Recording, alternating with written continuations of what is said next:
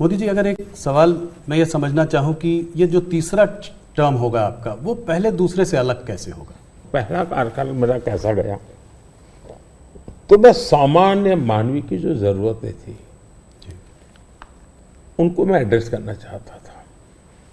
मैंने उस दिशा में काम किया और उस समय देश के अंदर एक निराशा का वातावरण था, सरकार के प्रति नफरत का वातावरण। भाई सरकार यानी निकम्मी, मुझे विश्वास भर रहा था, मैंने उस पर काम किया, मजबूती लाया। जो दूसरा कार्यकाल था वो मैंने कुछ परिणाम दिखाए, लोगों को विश्वास भर दिया कि हम आगे बढ़ सकते हैं, हम दुनिया के अंदर एक कॉन्फिडेंस लेवल आया है देश में, वो कॉन्फिडेंस एक बहुत बड़ी ताकत है।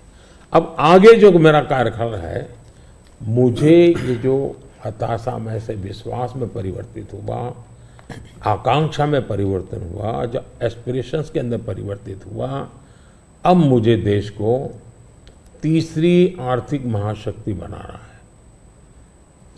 लेकिन ये जब मैं 11 से 5 पे लाया, उसी की कंटिन्यूटी है जी। ये मैं 5 वर्ष और निकम्मा और 3 वाला अच्छा, ऐसा नहीं हो सकता जी।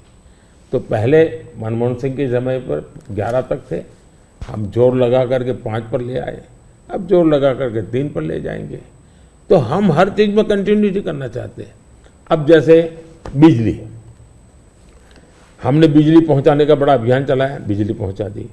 अब मेरा लक्ष्य है पीएम सूर्यघर योजना और 0 बिजली बिल, और मैं हर घर पर सोलार सिस्टम लगे, और मैं सिर्फ बिजली का बिल 0 चाहता हूं, इतना ही, मैं 3 चीजें चाहता हूं। एक, हर परिवार का बिजली का बिल 0 हो। दूसरा, अतिरिक्त बिजली जो हो वो बेचे, कमाई करे। तीसरा, जमाना इलेक्ट्रिक व्हीकल का आएगा। मुझे आत्मनिर्भर होना है एनर्जी के सेक्टर में, और इसलिए मैं चाहूँगा जिसके पास भी स्कूटी हो, मोटर हो, जो भी हो, उसका चार्जिंग अपने घर में ही हो जाए और सोलार से हो जाए। मतलब आज उसका जो ट्रांसपोर्टेशन का महीने का 1000-2000 रुपया खर्चा आता है, वो भी 0 हो जाए। ये त्रिविध बेनिफिट नागरिक को और देश को, पर्यावरण का बेनिफिट, देश को आज पेट्रोलियम इंपोर्ट करने का जो अरबों अरबों डॉलर जा रहे हैं बाहर, वो बंद हो जाएगा। तो मल्टीपल बेनिफिट वाला योजना।